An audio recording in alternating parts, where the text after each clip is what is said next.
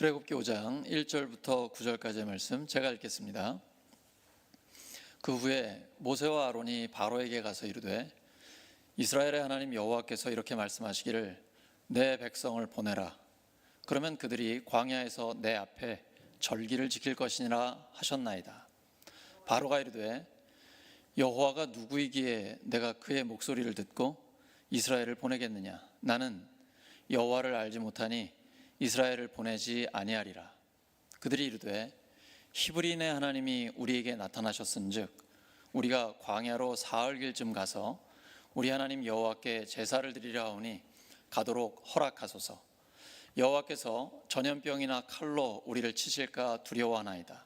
애굽 왕이 그들에게 이르되 모세와 아론아 너희가 어찌하여 백성의 노역을 쉬게 하려느냐. 가서 너희의 노역이나 하라. 바로가 또 이르되 이제 이 땅의 백성이 많아졌거늘 너희가 그들로 노역을 쉬게 하는도다 하고 바로가 그날에 백성의 감독들과 기록원들에게 명령하여 이르되 너희는 백성에게 다시는 벽돌에 쓸 짚을 전과 같이 주지 말고 그들이 가서 스스로 짚을 줍게 하라. 또 그들이 전에 만든 벽돌 수요대로 그들에게 만들게 하고 감하지 말라.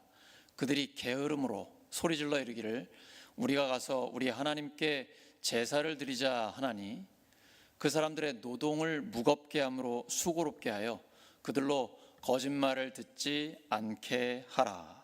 아멘. 내 백성을 보내라. 내 백성을 보내라는 제목으로 하나님 말씀 전하겠습니다. 하나님께서 모세에게 미리 말씀하셨고 이제 모세를 통해 바로에게 명확하게 주님의 뜻을 전달하십니다. 내 백성을 보내라. 그래서 내 앞에 절기를 지키게 하라. 섬기게 하라. 이제 그걸 모세는 하나님께 제사를 드리게 허락하고 우리를 보내달라라고 부탁을 합니다. 제사라는 단어가 화목제라는 의미를 갖고 있거든요. 오늘날로 보면 예배예요. 하나님께서 굉장히 힘든 상황에서 건져내 주셨기 때문에 감사하면서 하나님께 제사, 오늘날로 예배를 드리는 거죠. 그러면 이스라엘 전체가 가족들이 개인적으로 하나님께 기쁨으로 그 예배를 드리는 것입니다. 가장 중요한 부분, 가장 좋은 부분은 먼저 하나님께 드리고 또 제사장의 몫을 제사장에게 주고 그 남은 것은 재물을 가지고 전체 회중이 함께 맛있게 음식을 먹는 것입니다. 그러니까 모두가 만족하는 예배죠. 하나님께, 제사장에게, 그리고 모든 회중에게요. 이게 바로 화목제입니다. 오늘날로 말하면 우리가 지금 드리고 있는 예배죠. 이 예배를 통해서 하나님께는 영광이고 우리 모두에게는 기쁨과 만족감이 충만한 것입니다. 우리 예배 드리고 나면 식사하잖아요. 제가 새가족들한테 물어보거든요. 우리 교회 밥이 어떠냐고? 그렇게 맛있다고 하세요. 모든 성도님들이 다 우리 교회 밥이 그렇게 맛있다고 그래요. 물론 이제 우리 교회 권사님들의 음식 솜씨가 아주 동네방네 다 소문이 났습니다. 맛있게 잘하시는데 반찬이 몇 개 안 되잖아요. 왜 이렇게 맛있을까요? 하나님의 은혜가 있기 때문이에요. 정성과 사랑이 담겨 있기 때문에 그 식사가 그렇게 맛있는 거예요. 혹시 못 드신 분은 오늘 꼭 드시기 바랍니다. 예배 드리고 식사를 함께 하는 것, 이게 중요합니다. 예배와 식사는 기쁨과 잔치입니다. 하나님은 이스라엘 백성들을 구해내셔서 하나님께 예배자로 세우시기를 원하시는 것입니다. 인간은 예배를 드릴 때 가장 인간다운 삶을 살게 됩니다. 하나님이 인간을 만드신 목적은 하나님께 예배 드리기 위함입니다. 예배는 하나님과 인간의 교제가 이루어지는 것이거든요. 하나님이 하나님의 형상대로 사람을 만드셨습니다. 근데 죄를 지어서 하나님의 형상을 잃어버렸어요. 예수님이 그 죄의 문제를 해결하기 위해 이 땅에 오셨고 십자가에서 죽어주셨습니다. 그리고 부활하셔서 우리의 모든 죄의 문제를 해결하여 주셨어요. 예수님 믿으면 하나님의 형상이 회복됩니다. 그러면 하나님께 예배 드리면서 하나님과의 올바른 관계가 강력하게 이루어지는 것입니다. 하나님과의 사랑의 관계가 회복되는 것이죠. 예배를 드릴 때 우리에게는 가장 큰 기쁨이 옵니다. 예배 가운데 하나님이 임재하시고 하나님의 영광이 임하면 감격 속에 하나님 앞에 기쁨으로 우리의 모든 삶을 올려드리는 결단을 하게 되는 것입니다. 예배는 하나님을 만나고 결단하는 시간입니다. 특별히 의지적인 결단을 하는 것이죠. 하나님, 내 삶을 하나님께 드립니다. 하나님 사용하여 주시옵소서. 마치 토기장이 되신 주님의 손에 진흙인 우리의 인생이 들리는 것과 마찬가지입니다. 하나님께서 우리의 삶을 빚어주십니다. 하나님은 우리가 우리 자신을 아는 것보다 훨씬 더 잘 알고 계십니다. 완벽하게 알고 계십니다. 우리의 삶을 하나님의 손에 올려드릴 때 하나님께서 우리를 하나님이 원하시는 모양대로 빚어주십니다. 깨끗한 그릇, 깊은 그릇, 큰 그릇이 되어 주님의 손에 붙들리면 하나님께서는 이제 우리를 사용해 주시는 것입니다. 먼저는 하나님 앞에 우리의 인생을 맡기는 것이 중요합니다. 이스라엘 백성들은 노예입니다. 바로는 당대 세계 최강의 국가인 이집트의 절대 왕권을 갖고 있는 사람입니다. 바로는 이집트 교리에 의하면, 그들이 종교적인 집단이잖아요. 교리에 의하면 신이 인간이 된 존재입니다. 자기 스스로도 태양의 아들이라고 생각합니다.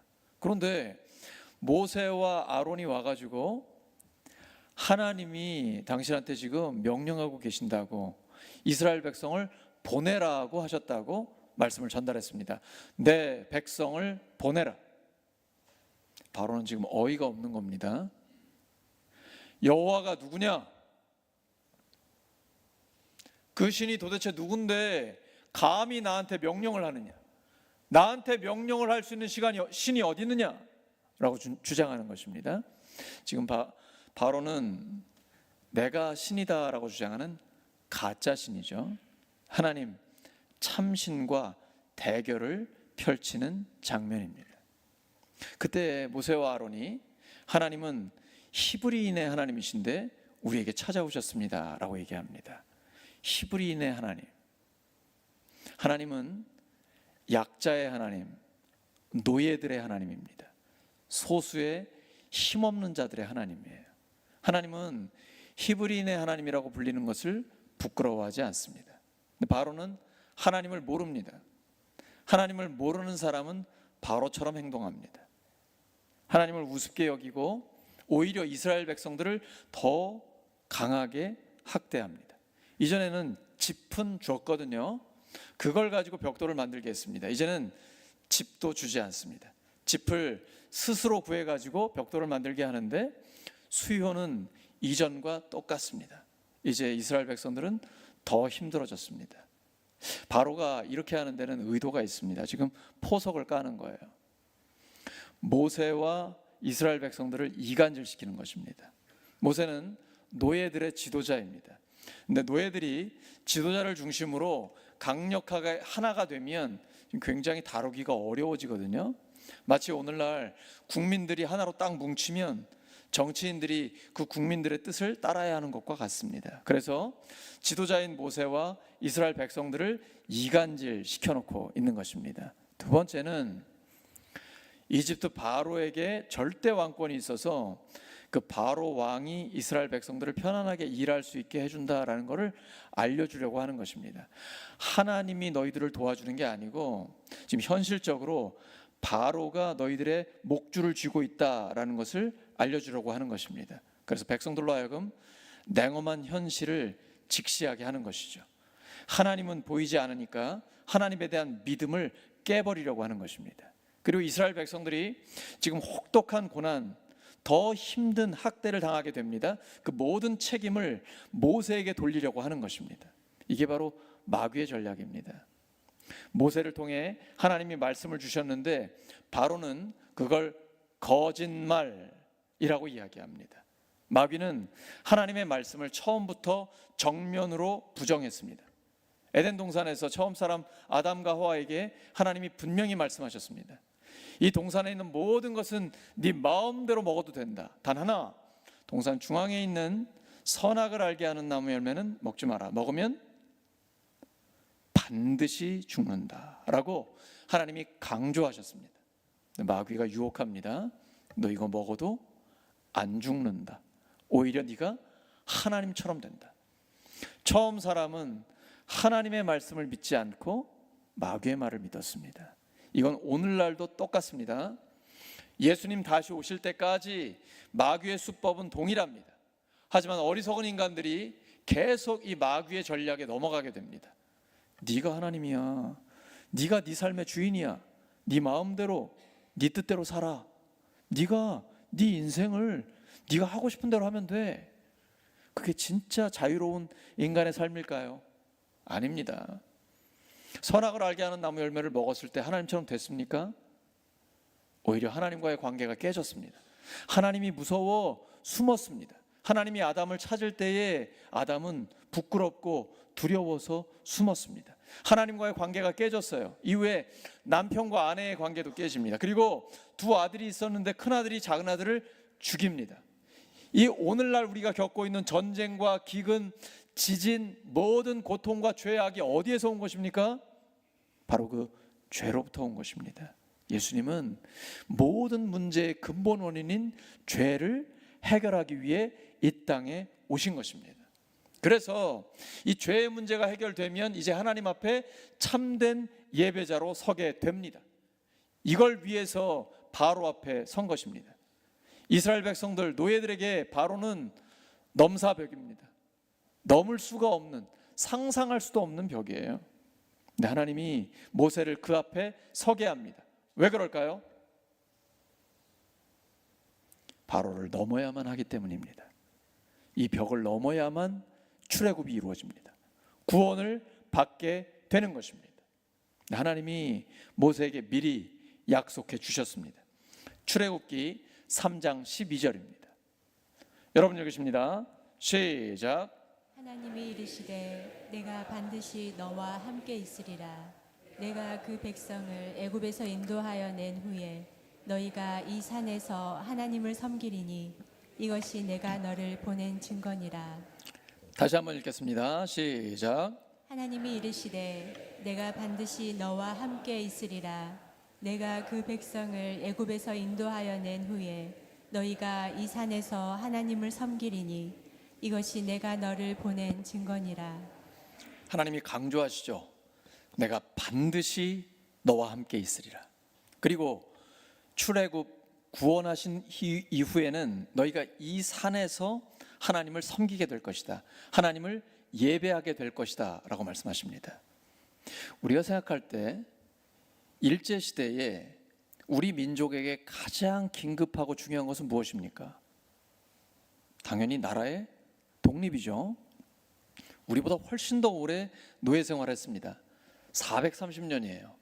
그러면 노예들의 지도자인 모세가 바로에게 가서 요청할 것은 무엇입니까? 가장 중요한 독립이겠죠. 근데 그러지 않아요. 독립을 요청하지 않고 나가서 절기를 지키게 해달라, 하나님을 섬기게 해달라, 예배를 드리게 해달라라고 지금 부탁을 하고 있습니다. 하나님이 이스라엘 백성들을 구원하는 목적은 그들을 독립시키는 것뿐 아니라 가장 중요한 것은 그 이후에 하나님 앞에 예배자로 세우는 것입니다. 그런데 이스라엘 백성들은 여전히 하나님은 보이지 않고 바로만 눈에 보입니다. 이제 더 고난을 당하게 되자 그들은 원망하고 불평합니다. 근데 모세는 영적인 눈이 열려 있습니다. 그래서 하나님 앞에 기도로 나아갑니다. 모세가 어떤 기도를 했을까요? 거룩하고 아주 담담한 좋은 기도. 근데 그의 기도를 보면요, 자기의 심정을 하나님 앞에 쏟아놓습니다. 토로해요. 하나님, 왜 저를 보내셨습니까? 하나님, 왜 이 백성을 구원하지 않으십니까? 제가 지금 하나님 명령을 받고 바로 앞에 갔는데 왜 더 힘들어지는 겁니까? 이게 기도입니다. 기도는 가장 중요한 것이 정직함입니다. 하나님 앞에 내 심정을 다 토로하는 것입니다. 하나님 다 들어주세요. 그리고 공감해 주시고 우리에게 대안까지 제시해 주십니다. 하나님의 대안은 노예로서 이집트에 있는 것이 아닙니다. 그것을 나와 가나안 땅에 들어가는 것입니다. 출애굽하여 광야에 있는 것도 대안이 아닙니다. 결국 가나안 땅까지 들어가는 것이 하나님께서 이스라엘 백성들을 불러내는 목적입니다. 참된 예배자로 세우는 것입니다. 우리가 예수님 믿고 구원받았습니다. 지금 죽어도 천국 갑니다. 거기서 머물면 안 됩니다. 우리는 가나안으로 들어가야 됩니다. 끊임없이 하나님과 동행하며 하나님과 더 깊이 교제할 수 있어야 됩니다. 하나님이 원하시는 것은 우리와의 사랑의 친밀한 교제입니다. 하나님께서 우리에게 약속해 주셨습니다. 예배를 드릴 때마다 우리는 하나님의 자녀임을 확인하게 됩니다. 예배를 드릴 때마다 우리의 소속을 하나님 앞에서 확인해야 합니다. 우리의 소속은 어디입니까? 세상입니까? 하나님입니까? 이스라엘 백성들은 힘들 때마다 원망불평하며 이집트로 돌아가려고 합니다. 왜냐하면 이집트에 있으면 먹고 사는 거는 해결이 됐거든요. 비록 노예지만. 노예 생활에서 나오고 싶은데 나올 수가 없는 거예요. 바로라는 벽을 넘을 수가 없기 때문이에요. 그래서 순응하는 겁니다. 많은 사람들이, 어쩌면 대부분의 사람들이 그러한 길을 선택합니다. 너무 문제가 크고 복잡하고 자기의 힘으로는 넘을 수가 없으니까 그냥 그 상황에 순응하는 것이죠. 이것은 비겁한 순응입니다. 하나님은 하나님의 자녀들이 그렇게 살기를 원하지 않으십니다. 연어처럼 거슬러 올라가기를 원하세요. 왜냐하면 하나님이 약속하셨거든요. 내가 반드시 너와 함께 한다. 그러므로 세상의 노예가 되지 말고 사람들의 노예가 되지 마라. 오직 하나님의 뜻을 품고 하나님의 영광을 위해 살아라. 주님께서 우리에게 말씀하여 주셨고 하나님께서는 우리에게 약속하신 대로 끝까지 함께해 주십니다. 우리가 나라를 위해 기도할 때도 마찬가지입니다. 통일을 위해 항상 기도합니다. 왜 통일이 돼야 합니까? 우리나라가 부강해지기 위해서. 그게 전부가 아닙니다. 성서 한국, 하나님의 말씀대로 순종하는 나라, 복음으로 평화롭게 통일되는 한국, 그리고 선진 한국이 된 뒤에는 선교 한국까지 가야 합니다. 세계 최강의 선교국가 돼서 복음으로 땅끝까지 예수 그리스도의 증인이 되는 것입니다. 우리는 북한의 진지동 성결교회를 재건하기 위해서 지금 헌금을 적립하며 매일 기도하고 있습니다. 북한 땅에 복음이 전해지고 남북한의 교회가 함께 예배드리며 그리고 함께 선교하는 것을 꿈꾸는 것입니다. 하나님은 오늘 본문 1절에 내 앞에 절기를 지킬 것이니라 라고 말씀하고 계십니다. 하나님 앞에 서는 것이 예배입니다. 예배는 하나님 앞에서 과거에 주신 은혜에 감사하고 미래에 주실 은혜에 대해서 소망을 품는 것입니다. 그래서 기쁨과 찬양이 우리에게 넘쳐나는 것입니다. 출애굽 사건과 함께 또 하나의 해방의 사건이 바벨론 포로에서 돌아온 사건입니다. 돌아와서 성벽을 재건했습니다. 느헤미야와 함께 너무 감격스러운 거죠. 근데 이스라엘 백성들이 너무 감격스럽다 보니까 말씀을 들으면서 울어요. 느헤미야가 울지 말라고 합니다. 오늘은 거룩한 날이니 너희들 울지 마라. 그리고 이 말씀 주십니다. 느헤미야 8장 10절이에요. 시작. 여호와로 인하여 기뻐하는 것이 너희의 힘이니라. 여호와로 인하여 기뻐하는 것이 너희의 힘이니라. 하나님 때문에 기뻐하는 그 이유가 어디에 있습니까? 하나님이 지금 우리 가운데 역사하고 계신 것이잖아요. 오늘도 우리 세 가족이 등록했고 오늘 아침에도 하나님께서 우리의 기도에 응답하고 계시거든요. 어제 오후에 2시에 마노스 목장에 신호연 성도님이 오셨어요. 와서 우리 음향을 다 손봐 주셨습니다. 근데 지금 오늘 무슨 급한 일이 있어가지고 2부 예배를 참석을 못해가지고 약간 불편하긴 한데 그 신호연 성도님이 3년 전쯤 아내와 함께 왔습니다. 그때는 예배 안 왔어요. 아내를 교회에다 내려만 주고 그냥 가셨습니다. 3년 동안 목장 식구들과 저희 부부와 아는 분들이 함께 간절히 기도했습니다. 울산 방송의 음향 담당자거든요. 하나님, 우리 교회에서 함께 예배드리고 정착해서 우리 교회 음향을 담당하게 해 주시옵소서. 어제 저한테 그러는 거예요. 목사님, 제가 욕심이 있습니다. 제가 다니는 교회인데 교회의 소리가 좋았으면 좋겠어요. 그래서 얼마나 적극적으로 제가 책임지겠습니다. 저는요 너무 감사한 거예요. 그냥 그 성도가 여기서 왔다 갔다 하는 것 자체가 너무 감사한 거예요. 우리의 기도에 응답하셨고 하나님께서 지금 사람의 마음을 움직이고 계신 거거든요. 그럼 사람의 마음이 내 마음대로 됩니까? 안 돼요. 사람의 마음은 하나님만 움직이실 수 있어요. 의인은 없나니 하나도 없습니다. 하나님을 찾는 자도 없어요. 자기 힘으로 하나님을 찾을 수 있는 사람은 아무도 없어요. 예수님 말씀하셨습니다. 아버지 하나님께서 나에게 인도해 주셔야만 나에게 올 수 있다. 그럼 지금 하나님 앞에 나오고 교회에 오고 목장에 오고 함께 예배드리는 거 누가 하시는 겁니까? 하나님이 역사하시는 겁니다. 하나님만 하시는 일입니다. 그래서 그 일에 우리가 동참하면 되는 거예요. 우리나라가 80년 전에 일본으로부터 해방됐습니다. 이스라엘 백성들도 바벨론 포로에서 해방됐을 때 시편 126편에서 그 기쁨을 이렇게 노래합니다. 바벨론 포로에서 돌아오게 하셨을 때 우리는 꿈을 꾸는 사람들 같았습니다. 입은 웃음으로 가득 찼고 혀는 찬양으로 가득 찼습니다. 주님께서 우리 편이 되시어 큰 일을 하셨을 때 우리는 얼마나 기뻤던가. 주님, 지금도 저희들의 운명을 바꾸어 주소서. 눈물을 흘리며 씨를 뿌리는 사람은 기쁨으로 거둡니다. 바벨론 포로에서 돌아오게 하신 것처럼 지금 이 어려운 때에 역사하여 주시옵소서. 예수님의 십자가는 부활로 열매를 맺었습니다. 하나님께 예배드리며 기뻐할 때 하나님은 나를 변화시키십니다. 내가 변화되면 우리 가정이 변화됩니다. 목장과 교회와 우리의 직장과 학교가 변화됩니다. 예배는 세상을 바꿀 수 있습니다. 예배는 세상을 바꿀 수 있습니다. 예배를 드리는 내가 변화됩니다. 우리 한 사람 한 사람이 변화되면 우리의 모든 삶의 자리가 변화되는 것입니다. 로마서 12장 1절입니다. 시작. 하나님이 기뻐하시는 산 제물로 드리라. 이것이 너희가 드릴 영적 예배니라. 다시 한번요. 시작. 너희 몸을 하나님이 기뻐하시는 거룩한 산 제물로 드리라. 이것이 너희가 드릴 영적 예배니라. 너희 몸을, 이거는 우리 육체만을 의미하는 게 아니고 전인격 다 의미합니다. 우리의 전인격을 하나님이 기뻐하시는 거룩한 구별된 살아있는 제물로 드리라. 역설이죠. 제물은 죽어야 되잖아요. 근데 어떻게 살아있는 제물로 드려요? 우리가 이 땅에 살아있지만 옛 자아는 죽은 것입니다.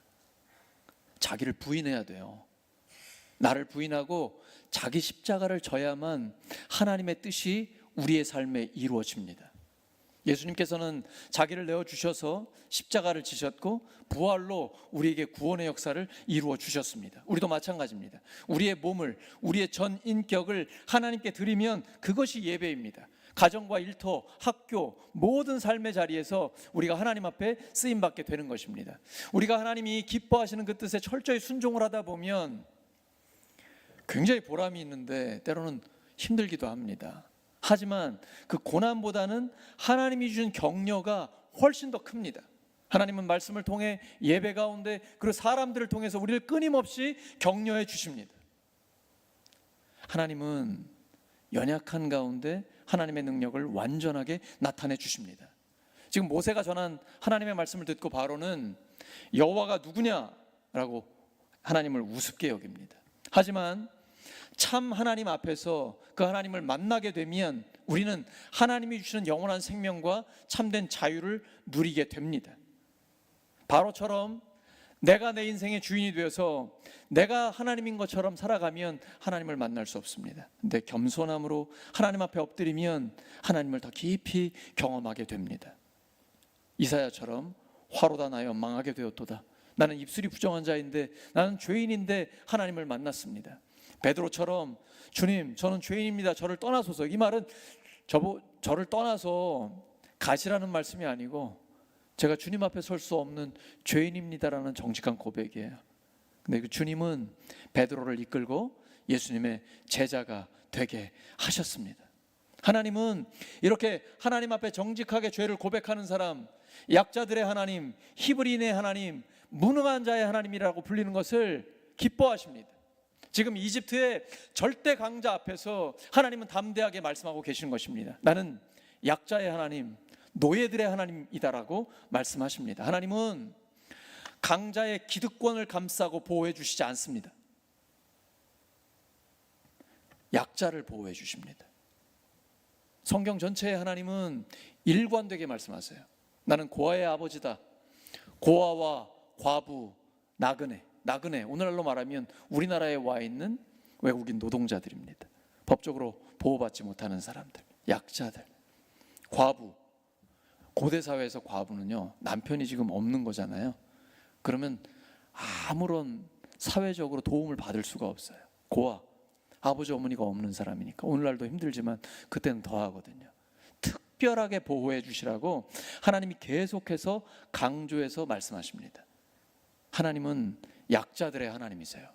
특별히 교회는 약자를 보호해야 합니다. 교회 안에 있는 약한 사람들, 연약한 사람들을 특별하게 보호해야 되고, 또한 우리의 가족, 주변의 지역 주민들, 나라, 그리고 세계 선교까지 바라보는 것이죠. 우리 해외에 나가 있는 선교사들이 그곳에서 어렵고 힘든 사람들을 많이 돕습니다.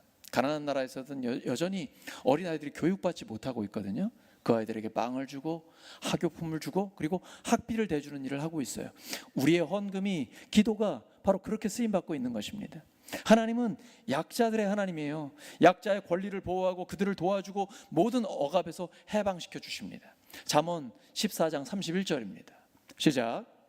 가난한 사람을 학대하는 자는 그를 지으신 이를 멸시하는 자요, 궁핍한 사람을 불쌍히 여기는 자는 주를 공경하는 자니라. 가난한 사람을 학대하는 자는 그를 지으신 하나님을 멸시하는 거예요. 궁핍한 사람을 불쌍히 여기는 자는 그를 창조하신 주님을 공경하는 자입니다. 예수님은 연약한 자의 모습으로 우리에게 다가오십니다. 마태복음 25장 40절이에요. 너희가 여기 내 형제 중에 지극히 작은 자 하나에게 한 것이 곧 내게 한 것이니라. 여러분, 오늘도 주변에서 예수님을 만나시기 바랍니다. 가장 작은 사람, 가장 약한 사람의 모습으로 예수님은 내 곁에 와 계십니다. 그 사람에게 물 한 잔 떠주고 따뜻한 말 한마디를 건네고 그를 축복할 때, 그게 바로 예수님께 하는 거예요. 예수님은 그렇게 우리에게 말씀하여 주셨습니다. 하나님께서 연약한 자를 돌보시고 그들을 끝까지 구해내셨습니다. 430년 노예 생활, 여기서 나올 수 있을까요? 거의 불가능한 일이죠. 근데 하나님 그것을 가능케 하셨습니다. 신앙생활의 핵심은 하나님을 바르게 아는 것입니다. 문제가 크고 복잡할수록, 인간의 힘으로 할 수 없을수록 하나님만 의지하는 것입니다. 그때 하나님은 출애굽의 역사를 오늘 우리에게도 일으켜 주십니다. 하나님 우리에게 꿈을 주셨고 비전을 주셨습니다. 하나님 우리의 힘으로 할 수 없습니다. 오직 하나님만 하실 수 있습니다. 그렇게 하나님만 의지하고 나아가면 출애굽의 역사가, 바벨론 포로에서 해방된 역사가 오늘 우리의 삶에도 실제로 일어납니다. 하나님은 역사하십니다. 하나님의 사람은 복잡하게 생각하지 않습니다. 준비를 많이 하지도 않아요. 하나님 한 분이면 충분하기 때문입니다. 베드로가 나면서부터 걷지 못한 사람 앞에 갔습니다. 은과 금은 내게 없다. 나 돈 없다. 내게 있는 것으로 너에게 준다. 나사렛 예수 그리스도의 이름으로 일어나 걸으라. 예수님의 이름 때문에 일어나 걷고 뛰며 평생 소원인 성전에 그는 들어갔습니다. 예수님의 이름, 그것이면 충분합니다. 하나님 한 분이면 충분합니다. 더 무엇이 필요합니까? 엘리야는 850대 1로 영적인 전쟁을 치릅니다. 맨몸으로 하나님께 기도했습니다. 하나님이 불로 응답하셨습니다. 우리에게는 하나님 한 분만 계시면 충분합니다. 지금 바로 앞에 모세가 서 있습니다. 아마 형편이, 그 차림새가 형편없을 거예요. 노예들의 지도자예요. 객관적으로 이게 상대가 됩니까? 절대 왕권과 노예의 지도자예요. 모세는 아무것도 아닌 것 같습니다. 하지만 모세 뒤에는 누가 계십니까? 하나님이 계십니다. 우리와 함께 하시는 하나님이 늘 지켜주십니다. 신앙생활은 느낌이 아니에요. 약속입니다. 하나님은 반드시 우리와 함께 하신다고 약속하셨습니다. 볼지어다 내가 세상 끝날까지 너희와 항상 함께 있으리라. 내 느낌이 어떻든, 내 상황이 어떻든, 내 지금 환경과 내가 만나는 사람들이 누구이든지 간에 관계없습니다. 하나님은 항상 우리와 함께 하십니다. 근데 왜 상황이 더 어려워졌어요? 하나님이 함께 하시는데 왜 모세와 이스라엘 백성들은 지금 더 학대를 당하게 됩니까? 이때 우리 질문을 던져야 돼요. 하나님, 왜 쉽게 푸실 수 있으면서 이렇게 문제를 어렵게 만드십니까? 하나님, 왜 이런 어려움을 우리에게 허락하십니까? 이 생각을 하셔야 돼요. 기도하셔야 돼요. 이건 무신론의 생각과는 다른 거예요. 무신론자, 신이 없다, 하나님 없다라고 생각하는 사람은 이렇게 생각해요. 하나님이 계신데 왜 나한테 이런 어려움이 있느냐? 이건 전혀 다른 얘기예요. 우리는 하나님을 믿는 사람이잖아요. 하나님께 모든 해답이 있다라는 것을 믿는 사람이에요. 근데 하나님 왜 이런 어려움을 우리에게 허락하십니까? 답을 주세요. 하나님은 이스라엘 백성을 내 백성이라고 말씀하십니다. 하나님의 백성이에요. 하나님의 백성은 이집트 그 세상의 지시를 따르면 안 돼요. 하나님의 지시를 따라야 합니다. 우리 교회는 새로운 이스라엘입니다. 새로운 이스라엘 교회는 세상 속에 있지만 세상의 지시를 따르지 않습니다. 하나님의 말씀을 따라 살아갑니다. 정직하게 오직 하나님의 뜻대로, 하나님의 뜻이 우리의 삶에 이루어지기를 원하는 마음으로 살아가는 것입니다. 빌립보서 3장 20절입니다. 시작. 그러나 우리의 시민권은 하늘에 있는지라 거기로부터 구원하는 자 곧 주 예수 그리스도를 기다리노니. 우리의 시민권이 어디에 있습니까? 미국 시민권 따기가 어렵습니까? 어렵습니까? 그러면 하늘나라의 시민권은요? 무지하게 어려운 겁니다.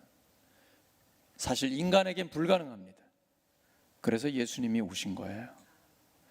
싼 게 비지떡이라고 생각하시고 구원을 선물로 주신다고 하니까, 영생은 공짜로 은혜로 주신다고 하니까 세상적인 논리로 생각해서 이거 아무것도 아니구나, 별거 아니구나 생각하시는데 정반대예요. 값을 매길 수가 없기 때문에 선물로 주시는 거예요. 예수님의 생명을 주셨기 때문에 우리는 아무리 돈을 많이 내고 우리가 봉사를 많이 하고 착한 일을 많이 하고 공부를 많이 해도 구원은 못 받아요. 하나님의 완벽한 수준까지는 갈 수 없기 때문이에요. 그래서 예수님이 생명을 내어 주신 것입니다. 우리의 시민권은 하늘에 있습니다. 그러므로 이 땅에 살면서도 동시에 하나님의 뜻대로 살아가는 것입니다. 이 하나님의 나라는 말에 있지 않고 능력에 있습니다.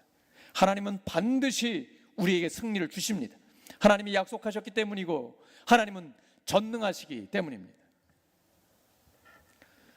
사랑하는 우리 울산교회 성도 여러분, 하나님은 우리를 예배자로 세우십니다. 하나님은 약자들을 보호하십니다. 하나님은 결국 우리에게 승리를 주십니다. 하나님의 백성답게 언제 어디서나 참된 예배자로 살아가는 우리 모두가 되기를 예수 그리스도의 이름으로 축원합니다. 이 시간 말씀을 기억하면서 1, 2분 정도 반주에 맞춰서 함께 기도하겠습니다. 하나님은 우리를 예배자로 세우십니다. 하나님은 연약한 자를 보호하십니다. 하나님은 결국 승리를 주십니다. 하나님의 백성답게 언제 어디서나 하나님이 기뻐하시는 참된 예배자로 서게 하여 주시옵소서. 아버지 하나님, 우리를 받으소서. 주님 앞에 하나님께서 기뻐하시는 예배자로 서기를 원합니다. 우리의 삶을 하나님께서 받으셔서 하나님의 뜻이 우리의 삶에 이루어지게 하여 주시옵소서. 하나님의 나라가 임하게 하여 주시옵소서. 하나님의 영광으로 우리와 함께 하여 주시옵소서. 하나님이 연약한 자를 보호하시는 것처럼 저희들도 연약한 자를 돌보고 그들을 보호하는 하나님의 사람들이 되게 하여 주시옵소서. 하나님, 전능하신 아버지요, 결국 우리에게 승리를 주시는 하나님의 역사를 경험하게 하여 주시옵소서. 모든 것을 압력하여 선을 이루어 주시는 하나님의 역사를 체험하게 하여 주시옵소서. 하나님 도와주시옵소서. 아버지 도우시기를 원합니다. 역사하여 주소서. 하나님 이끌어 주시옵소서. 주님, 우리의 삶이 주님 앞에 있습니다. 성령께서 불같이 큰 바람같이 큰 파도같이 역사하여 주셔서 우리 한 명 한 명에게 강력한 성령의 기름 부으심을 폭포수같이 쏟아 부어 주시옵소서. 하나님 말씀하여 주시옵소서. 하나님 임재하여 주시옵소서. 하나님의 영광으로 함께하여 주시옵소서. 주여, 우리에게 성령의 감동을 주시옵소서. 주여, 우리를 도와주소서. 성령께서 우리의 연약함을 도와주시옵소서. 말할 수 없는 탄식으로 간구하여 주시옵소서. 하나님 도와주소서. 이끌어 주시옵소서. 주님 도와주시면 감사합니다. 영광과 찬송을 홀로 받아 주시옵소서. 감사드리며 예수님의 이름으로 기도드립니다.